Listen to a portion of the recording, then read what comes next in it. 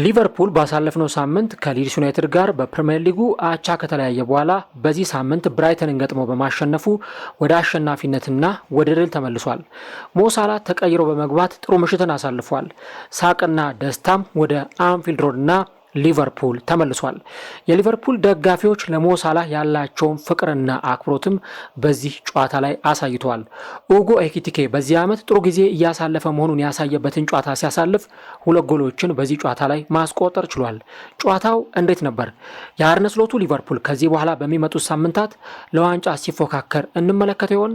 እነዚህንና ሌሎች ጉዳዮችን እስከ ቪዲዮ መጨረሻ ድረስ ከኛ ጋር አብራችሁ ከቆያችሁ የምንነግራችሁ ይሆናል። ሰላም ጤና ይስጥልን። የተወደዳችሁና የተከበራችሁ ውድ ቻናላችን ተከታታዮች እንዴት ናችሁልን? እግዚአብሔር ይመስገን እኔ በጣም ደህና ነኝ። የምትገኙት አራዳ ሜዳ ኦፊሻል ዩቲዩብ ገጻችን ላይ ነው። ለቻናሉ አዲስ ከሆናችሁ የዩቲዩብ ገጹን ሰብስክራይብ በማድረግና የደወል ምልክቷን በመጫን የቻናላችን ቤተሰቦች እንድትሆኑ የአክብሮት ግብዣችን ነው። ቪዲዮውን ስትጀምሩ ደግሞ ዩቲዩብ ፕሮግራሙን ለብዙዎች እንዲያደርሰው ፕሮግራሙን ላይክ በማድረግ መጀመራችሁን አስታውሱ። የአራዳ ሜዳ ኮሜንታተር ተስፋ ወርቅ ሉል ሰገድ አብሬያችሁ ቆይታ አድርጋለሁ። ፈጣሪ ፈቅዶ በዚህኛው ፕሮግራማችን ላይ ዳግም ከናንተ ጋር ተገናኝተናል። በዛሬው ዕለት በሚኖረን መሰናዶችን ደግሞ የቼልሲንና የኤቨርተንን እንዲሁም ደግሞ የሊቨርፑልንና የብራይተንን ጨዋታዎች የምንመለከታቸው ይሆናል።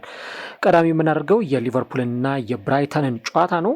እንግዲህ በትላንትናው ዕለት በእንግሊዝ ፕሪሚየር ሊግ ከተደረጉ ተጠባቂ ጨዋታዎች መካከል አንደኛውና የብዙሃኑን ትኩረት ስቦ የነበረው የሊቨርፑልና የብራይተን ጨዋታ ነበር።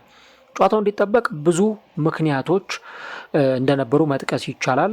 ለምሳሌ ሊቨርፑል በቻምፒየንስ ሊጉ በሳንሴሮ ኢንተር ሚላንን አሸንፎ ነው ወደዚህ ጨዋታ የመጣው። ከዛ በተጨማሪ ደግሞ ባሳለፍነው ሳምንት ከሊድስ ዩናይትድ ጋር በፕሪሚየር ሊጉ በነበረው ጨዋታ ክለቡ እየመራ የነበረውን ጨዋታ አሳልፎ ሰጥቶ ጨዋታው በአቻ ውጤት ነበር የተጠናቀቀው። ስለዚህ ሊቨርፑል በዚህ ጨዋታ ላይ አሸንፎ ወደ ድል ይመለሳሉ የሚለው አነጋጋሪውና ተጠባቂው ጉዳይ ነበር። ሌላኛው ደግሞ ከዚህ ጨዋታ ጋር ተያይዞ የሞሳላ ጉዳይ እጅጉን በጉጉት ሲጠበቅ ቆይቷል። ምክንያቱም ተጫዋቹ ወደ ስብስቡ መቀላቀሉን የሰማ ነው ከጨዋታው ከአንድ ቀን በፊት በነበረው ምሽት ነበር። አሰልጣኙ አርነ ስሎት ከተጫዋቹ ጋር ከተነጋገሩ በኋላ ተጫዋቹን ወደ ስብስቡ ማካተታቸው ነው የሚወጡት መረጃዎች ሲያሳዩ የነበሩት። እናም ተጫዋቹ በቋሚነት ይጀምራል ወይ የሚሉ በርካታ ጥያቄዎች ሲነሱ ነበር። ነገር ግን አሰልጣኙ ለአራተኛ ተከታታይ ጊዜ ሞሳላህን ተጠባባቂ ወንበር ላይ እንዲቀመጥ አድርገው ነበረ ይህንን ጨዋታ ያስጀመሩት። በዚህ ጨዋታ ላይ እንግዲህ በተለይም በቻምፒየንስ ሊጉ ላይ ከነበራቸው ውጤት አንጻር በጨዋታው ላይ ብራይተንንም የማሸነፍ ቅድሚያ ግምት ተሰጥቷቸው ነበር ብለን ልንጠቅስ እንችላለን።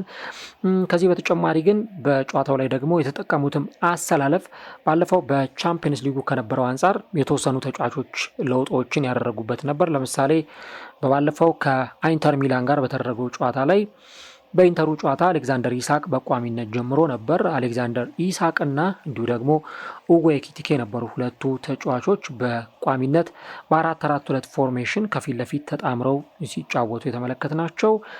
ነገር ግን ደግሞ በዛው በኢንተር ሚላን ጨዋታ ላይ ደግሞ እንደታዘብነው ያንን ሁኔታ ብንመለከትም በዚህኛው ጨዋታ ላይ ግን አሌክዛንደር ኢሳቅ ወደ ተጣዋቂ ወንበር እንዲቀመጥ ተደርጓል ማለት ነው። ከዚህ በተጨማሪ ግን የነ ኩርቲስ ጆንስ ሶቦዝ ላይ እንዲሁ ደግሞ የነ ሪያን ግራቨንበርህን ጉዳይም በዚህ ጨዋታ ላይ በድጋሚ ተመልክተናል። አንዲ ሮበርትሰን በባለፈው የቻምፒየንስ ሊጉ ጨዋታ ላይ በቋሚነት ሲጀምር የተመለከትነው ተጫዋች ነበር። በዚህ ጨዋታ ላይ ግን ከአንዲ ሮበርትሰን ይልቅ በቋሚነት የጀመረው ሚሎስ ኬርኬዥ ነበር። ጆ ጎሜዝ በዊንግ ባክ ቦታ ላይ ሲጫወት ተመልክተናል። የፉል ባክ ሚናውን ሲወጣ ነበር የቀኝ ተመላላሽ ሆኖ። እንዲሁ ደግሞ ሶቦዝ ላይ ልክ እንደባለፈው በሞሳላ ቦታ እንዲጫወት ነበር አሰልጣኝ አርነ ስሎት ይህንን ታክቲክ ይዘው ወደ ሜዳ የገቡት። ሪያን ግራቨንበርህ፣ ኩርቲስ ጆንስ፣ ማካሊስተር እንዲሁ ኡጎ ኤኪቲኬ በዚህ ጨዋታ ላይ በቋሚነት እየጀመሩ ተጫዋቾች ነበሩ። እንግዲህ በጨዋታው ከመጀመሪያው ደቂቃ አንስቶ የሊቨርፑላውያንን የማጥቃት እንቅስቃሴ በኳስ ቁጥጥር ረገድ የበላይነት መውሰዳቸውን ከዛ ደግሞ እንደዚሁ ጎል ለማስቆጠር የነበራቸውን ከፍተኛ ጥረት ተመልክተናል። ያ ፍሬያቸው እንግዲህ የጀመረው ገና ከመጀመሪያው ሰከንድ ጀምሮ ነው እና ኡጎ ኤኪቲኬ በዚህ ጨዋታ ላይ እጅግ በጣም ወሳኝና አስፈላጊውን ጎል በአንደኛው ደቂቃ ላይ ነው ማስቆጠር የቻለው። እኔ ከዚህ በፊትም የሊቨርፑል ጨዋታ ትንታኔዎችን በሰራው ቁጥር እንዲሁ ደግሞ ስለ ሊቨርፑልን በተናገርኩ ቁጥር ስለ ኡጎ ኤኪቲኬ ያለኝን ሀሳብ ስናገር ነበር እና ዘንድሮ ተጫዋቹ የተለየ ፐርፎርማንስን እያሳየ ነው የሚገኘው፣ የተለየ ጊዜን እያሳለፈ ነው የሚገኘው። ምክንያቱም አሁን ከ10 በላይ ጎሎች ላይ ደርሷል ተጫዋቹ በሊቨርፑል ምን ያክል ውጤታማ መሆኑን እየተመለከትን እንገኛለን። ብዙ ሰዎች ምናልባት አሌክዛንደር ኢሳቅ ቢገባ የተሻለ ነው ብለው ይህንን ምርጫ ላይ ያስቀምጡ ይችላሉ። ወይ ደግሞ አሰልጣኙ አርነ ስሎት ከአሌክዛንደር ኢሳቅ እና ከኡጎ ኤኪቲኬ ማንን ይመርጣሉ ተብለው ቢጠየቁ ምናልባት አሌክዛንደር ኢሳቅን ሊመርጡ ይችላሉ። በፕሪሚየር ሊጉ ካለው ልምድ አንጻር እንዲሁ ደግሞ በፕሪሚየር ሊጉ ያለፉትን 2 ዓመታት በርካታ ጎሎችን ከማስቆጠሩ አንጻር ይህንን ተጫዋች ሊመርጡ ይችላሉ። ነገር ግን ደግሞ አመንም አላመንም አሁን ባለው ሁኔታ ከአሌክዛንደር ኢሳቅም በተሻለ ሁኔታ ኡጎ ኤኪቲኬ በዚህ ቡድን በጣም ምርጥ ፐርፎርማንስ እያሳየ ስለመሆኑ እየተመለከትን እንገኛለን እና እያንዳንዶቹ የኳስ ሙቭመንቶቹ እጅግ በጣም የሚያስገርሙ ናቸው።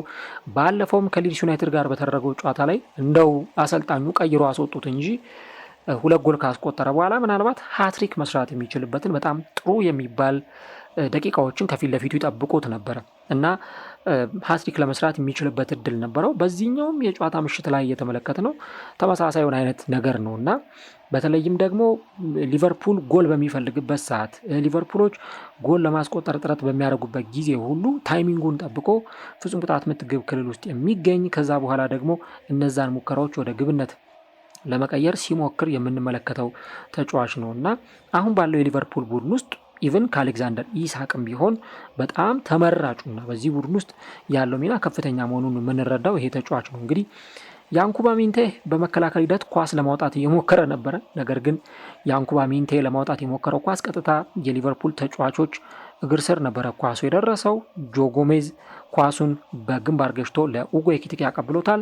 ኡጎ ኤኪቲኬ በአስደናቂ ሁኔታ ኳስና መረብን አገናኝቷል። ፍጹም ቅጣት ምት ግብ ክልል ውስጥ የተገኘበት መንገድ በራሱ እጅግ በጣም የሚያስገርም ነበር እና ይህንን ሁኔታ ነበረ እንግዲህ የተመለከትነው። ከዛ በኋላ ብራይተኖች አቻ ለመሆን ጥረት ሲያደርጉ ነበረ የተለያዩ የግብ ዕድሎችን ለመፍጠር ኢቭን ከአሊሰን ቤከር ፊት ለፊት እስከ መገናኘትና እነዛን ሙከራዎች ወደ ግብነት ለመቀየር ሙከራ ሲያደርጉ ስንመለከት ነበር። የመጀመሪያው አጋማሽ ላይ ጆ ጎሜዝ በጉዳት ምክንያት ተቀይሮ ወጣና በሱ ቦታ ሞሳላ ነበር የገባው። ሞሳላ ወደ ሜዳ ሲገባ ከደጋፊዎች በጣም ጥሩ የሚያምር አቀባበል ነበር የተደረገለት። ስለ ሞሳላ በእርግጥ እናወራለን። ታዲያ በሁለተኛው አጋማሽ ከማዕዘን ምት የተሻገረውን ኳስ ራሱ ኡጎ ኤኪቲኬ አስቆጥሯል። የማዕዘን ምቱን ያሻማው ሞሳላ ነበረ።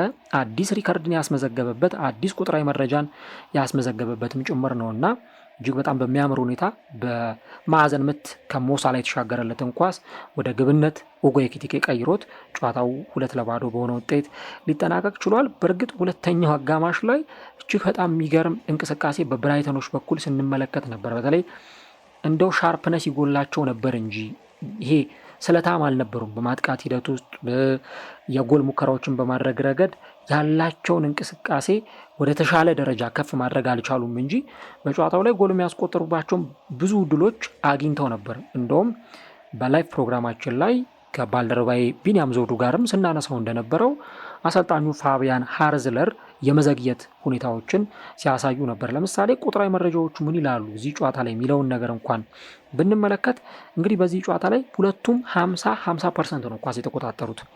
ሊቨርፑልም 50% ኳስ ተቆጣጥሯል፣ ብራይተንም 50% ኳስ ተቆጣጥሯል። ከዚህ በተጨማሪ ሊቨርፑል 18 ሙከራ ሞክሮ ከ18ቱ 4ቱ ብቻ ነው ኢላማውን የጠበቀው። 1.82 ኤክስፔክትድ ጎል አስመዝግቧል። በአንጻሩ በብራይተን በኩል 14 ሙከራ ሞክረው አንድ ብቻ ነው ኢላማውን የጠበቀ ሙከራ ማድረግ የቻሉት። እንደውም ኤክስፔክትድ ጎላቸው ከሊቨርፑል ሁሉ ይበልጣል። ሊቨርፑል 1.82 ነበረ፣ ብራይተን 1.96 ነበር።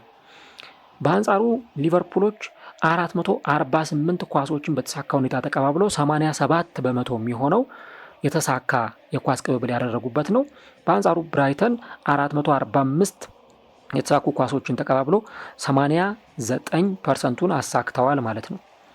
እንዲሁ ሊቨርፑል 38 ጊዜ በብራይተን የፍጹም ቅጣት ምት ግብ ክልል ውስጥ ደርሷል። ብራይተን 28 ጊዜ በሊቨርፑል የፍጹም ቅጣት ምት ግብ ክልል ውስጥ ኳስ ነክቷል።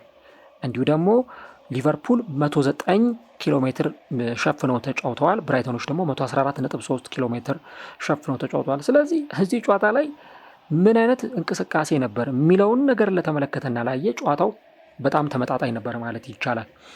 እንደውም የብራይተኑ አሰልጣኝ ፋቢያን ሀርዝለር እነ ዳኒ ዌልቤክን ዘግየት ብለው ቀይረው በማስገባታቸው ምክንያት ዣንኩባ ሚንቴ ለረጅም ደቂቃ ሜዳ ላይ ሲጫወት ተመልክተነው ነበር እንጂ የነሚቶማ ቅያሪ በእርግጥ ፈጠን ብሎ የተደረገ ነበር ማለት ይቻላል። ግን ቀደም ብለው ደግሞ እነዛን ቅያሪዎች ማድረግ ቢችሉ ኖሮ በተለይ የነ ዌልቤክን ቅያሪ በጊዜ ማድረግ ቢችሉ ኖሮ ቢያንስ ጎል ማስቆጠር የሚችሉባቸውን አጋጣሚዎች ወደ ግብነት መቀየር ይችሉ ነበርና ብራይተኖች ለሊቨርፑል ፈታኝ ሆነው ነው የቀረቡት። ቅድም እንዳነሳሁት የሚያገኟቸውን ሙከራዎች ኢላማቸውን ወደ መጠበቅ ደረጃ ስላላሸጋገሯቸው የሚያገኟቸውን ሙከራዎች ወደ ፐርፌክሽን ማስጠጋት ስላቃታቸው ነው እንጂ ምናልባትም ደግሞ ከዛም በተሻለ ሊቨርፑልን በደንብ መፈተን የሚችሉበት ለሊቨርፑል በጣም አስቸጋሪ መሆን የሚችሉበትን አጋጣሚዎች የሚፈጥሩባቸው ብዙ ሁኔታዎች ነበሩ። ነገር ግን እነዛን እንዳልተጠቀሙባቸው ነው መናገር እና መረዳት የሚቻለው። ሌላኛው ግን እዚህ ጨዋታ ላይ በጣም አስገራሚው ነገር የሞሳላ እንቅስቃሴ ነው። እንግዲህ ሊቨርፑል ልክ ብራይተኖቹ ብዙ ኳስ እንዳበከኑት ሁሉ ሊቨርፑሎችን በጣም ብዙ ኳሶችን አብክነዋል። ወደ ጎልነት መቀየር የሚችሉ ኢላማቸውን ወደ ጠበቁ ሙከራዎች መቀየር የሚችሉ በጣም ብዙ ድሎች ነበሩ። ሞሳላ በዚህ ጨዋታ ላይ ሌላ ጊዜ ከምናውቀው በተለየ በጣም ለቡድን ጓደኞቹ ዴሊቨር የሚያደርግ ተጫዋች ነበር። ሞሳላ አሁን ለምሳሌ ብዙ ጊዜ እሱ የሚመቸው ኤሪያ ወይም እሱ የሚመቸው ቦታ አለ። እዛ ቦታ ላይ እንኳን ኳስ ካገኘ ራሱ እንዴት እንደሚሞክረው ወደ ግብነት እንደሚቀይረው እናውቃለን። ግን በዚህ ጨዋታ ላይ ራሱ እንኳን ማስቆጠር እየቻለ ለቡድን ጓደኞቹ ኳሶችን ሲያቀብል እንደነበር ተመልክተናል። ለነ ኡጎ ኤኪቲኬ ሰንጣቂ ኳሶችን ያቀብል ነበረ እና በጣም ልዩ ምሽትን አሳልፏል ማለት ይቻላል።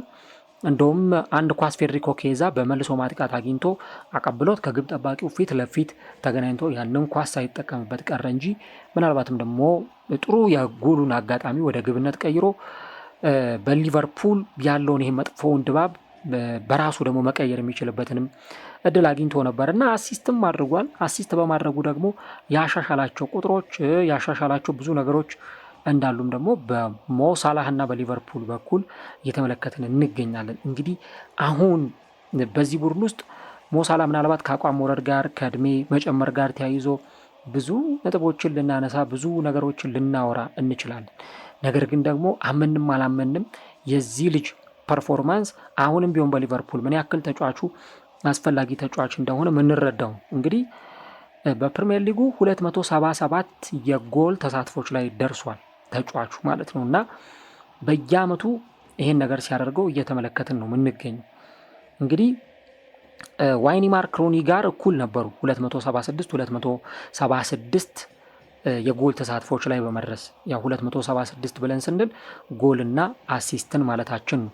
እንግዲህ እንደነ አለን ሺረር እንደነ ቴሪ ኦንሪ ካሉ ተጫዋቾች ጋር ተርታ ይዞ መሰለፍ የሚችል ተጫዋች ነበርና አሁን ግን ያንን ታሪክ ማለፍ ደግሞ ችሏል። የዋይኒ ሩኒን ታሪክ በመሻገር 277 የጎል አስተዋጽኦችን በሊቨርፑል መለያ ማድረግ የቻለ ተጫዋች ነው። ይሄን ሁሉ እንግዲህ በሊቨርፑል ብቻ ነው ማሳካት የቻለው። ለምሳሌ ሪያን ጊግስ 271 አለው ከዋይኒ ሩኒ በመቀጠል ሃሪኬን 259፣ ቴሪ ኦንሪ 249፣ ፍራንክ ላምፓርድ 237፣ ሰርጂዮ አጉዌሮ 231፣ ስቴቨን ጄራርድ 212። እንግዲህ ሞሳላ አሁን በጎል አስተዋጽኦ ረገድ በአንድ ክለብ ውስጥ በርካታ የግብ ተሳትፎችን በማድረግ እንግዲህ ከነዚህ ሁሉ ተጫዋቾች በላይ በፕሪሚየር ሊግ ሌጀንድ ብለን ከምንጠራቸው ተጫዋቾች ሁሉ በላይ መቀመጥ ይችላል እና ይህን ተጫዋች እንዴት አናደንቀውም? እንዴትስ አፕሪሼት አናደርገውም? እና በጣም በጣም በጣም የሚገርም ምሽትን ያሳለፈበት እለት ነበር ማለት ይቻላል። ምናልባት ደግሞ ጎል ቢያስቆጥር ኖሮ እንደተለመደው ጎል ሲያስቆጥር ብንመለከተው የበለጠ ምሽቱን ሊያሳምርለት የሚችል ጉዳይ ነበረ እና ልክ ጨዋታውን ከተጠናቀቀ በኋላ የሊቨርፑል ደጋፊዎች ስሙን እየጠሩ ህብረ ዜማም ሲያሰሙ እንደነበር ተመልክተናል እና ለተጫዋቹ ያላቸውን አክብሮት ለተጫዋቹ ያላቸውን ስሜትን ደግሞ በደንብ የገለጹበትና ለተጫዋቹ ያላቸውን ስሜት በደንብ አደባባይ ላይ የገለጹበት ነበረ። ይሄ ከሰሞኑ የነበረው ግርግር በጣም ብዙ ነገሮችን እንዲነሱ አድርጓል። ሞሳላ አሰልጣኙን አላከበረም፣ ሊቨርፑልን አላከበረም የሚሉ ሀሳቦች ሲነሱ ነበር። እነ ቴሪ ኦንሪ እነ ስቴቨን ጄራርድ ያደረገው ነገር ትክክል አይደለም፣ እናም አሰልጣኙን ይቅርታ መጠየቅ አለበት እያሉ በጣም ብዙ ነገሮችን ሲናገሩ ቆይተዋል። ግን ይሄ ተጫዋች አሁንም በሊቨርፑል ቤት ውስጥ ምን ያክል እንደሚወደድ፣ በደጋፊዎቹ ምን ያክል እንደሚወደድ፣ በተጫዋቾቹ ምን ያክል እንደሚወደድ ያሳየ ነበረና እሱም እንግዲህ ደጋፊዎቹ ፊት ሄዶ እያጨበጨበ ለዛ ለሰጡት ፍቅር፣ ለዛ ለሰጡት አክብሮት እሱም ደግሞ እንደዚሁ አጸፋዊ ምላሹን ሰጥቷል። ይሄ ተጫዋቹ አሁንም ለሊቨርፑል ያለውን ፍቅር በደንብ ያሳየበት እንደሆነ መናገር ይቻላል እና ሞሳላ እንግዲህ እዚህ ጨዋታ ላይ የነበረው ተቀይሮ ከገባ በኋላ የነበረው ፐርፎርማንስ እጅግ በጣም የሚያስገርም ነበር። እንግዲህ አሁን ተጫዋቹ ወደ አፍሪካ ዋንጫ ይሄዳልና እንግዲህ ይሄ ከአፍሪካ ዋንጫው በፊት የመጨረሻው ጨዋታ ነው። ከዚህ በኋላ እንግዲህ ሞሳላን በሊቨርፑል መለያ የምንመለከተው ከአፍሪካ ዋንጫው በኋላ ይሆናል ማለት ነው። ግን በሊቨርፑል ደጋፊዎች ዘንድ ደግሞ አሁንም ተጫዋቹ ልዩ የሆነ እይታ እንዳለውም የተመለከትንበት ነበር ማለት ይቻላል። ከዚህ በተጨማሪ እንግዲህ የሞሳላን ጉዳይ በተመለከተ አሰልጣኙም ቢሆን ለተጫዋቹ ጥሩ ስሜት እንዳላቸውም ጭምር ነው የተናገሩት። ከሳላ ጋር ምንም አይነት ችግር የለም፣ እናም ከአፍሪካ ዋንጫው በሰላም እንዲመለስ እንፈልጋለን የሚል ሀሳባቸውን ያነሱትና ጨዋታው ላይ እንግዲህ የሞሳላ ምርጥ መሆን፣ የሞሳላ ወደ ሜዳ መመለስ፣ ከምንም ነገር በላይ ደግሞ እንደው በጨዋታው ላይ ጥሩም ቢሆንም ጥሩም ባይሆንም ከአሰልጣኙ ጋር ርቀ ሰላም ማውረዱ፣ ይሄ በሊቨርፑል የተነሳው የሰሞኑ ውዝግብ የሰሞኑ አዋራ አሁን መስከኑ ለሊቨርፑል ደጋፊዎች እጅግ በጣም የሚያስደስትም ጭምር ነው ማለት ይቻላል። እና እንግዲህ ሳላ በ25ኛው ደቂቃ ዦ ጎሜዝን ቀይሮ ወደ ሜዳ ከገባ በኋላ ያሳየው ፐርፎርማንስ እጅግ በጣም ጥሩና ለሊቨርፑል ደጋፊዎችም ጥሩ ተስፋን የሚሰጣቸው ምናልባትም ደግሞ ከአፍሪካ ዋንጫው ተጫዋቹ በጊዜ እንዲመለስ በጉጉት ደግሞ ይህንንም ጉዳይ የሚጠብቁበት ሁኔታ ነው የተፈጠረው እና እጅግ በጣም ልዩ ፐርፎርማንስን አሳይቷል ማለት ይቻላል። ከሞሳላ ውጭ ግን ያው ሌሎቹንም ነገሮች ስናነሳ ቅድም እንዳነሳሁት የኡጎ ኤኪቲኬ ነገር እጅግ በጣም የሚያስገርም ነው። እዚህ ጨዋታ ላይ ተጫዋቹን ለተመለከተው የተጫዋቹ እያንዳንዱ እንቅስቃሴዎች እጅግ በጣም የሚያስገርም ሆኖ ተመልክተናል እና እንግዲህ በሚገጥማቸው ተጋጣሚዎች ላይ ሁሉ ምን አይነት ፐርፎርማንስ እያሳየ እንዳለ ኡጎ ኤኪቲኬን እየተመለከትን ነው። ከዚህ በኋላም የዚህ ቡድን ተመራጩ ተጫዋች እሱ ሊሆን እንደሚችል ፊት መስመር ላይ በወቅታዊ ፐርፎርማንስ ካነሳን ይህ ተጫዋች ሊመረጥ እንደሚችል የተመለከትንበት ነበረ። ብራይተኖች በሜዳ ላይ እንደነበራቸው የጎል ሙከራ ጎል ማስቆጠር አለመቻላቸው ደግሞ ለሊቨርፑል እጅግ በጣም ጠቃሚ ነገር ሆኖለታል። ሊቨርፑሎች ደግሞ በመከላከሉ ረገድ በጣም ተሽለው ነበር የቀረቡት። እዚህ ጨዋታ ላይ የሚፈልጉትንም 3 ነጥብ አሳክተው ወጥተዋል ማለት ነው። አሁን ሊቨርፑል ደረጃውን ወደ ላይ ከፍ አድርጓል። ሌሎቹ ተጋጣሚ ቡድኖች እስከሚጫወቱ ድረስ ቢያንስ አሁን ባለበት ደረጃ ይቀጥላል።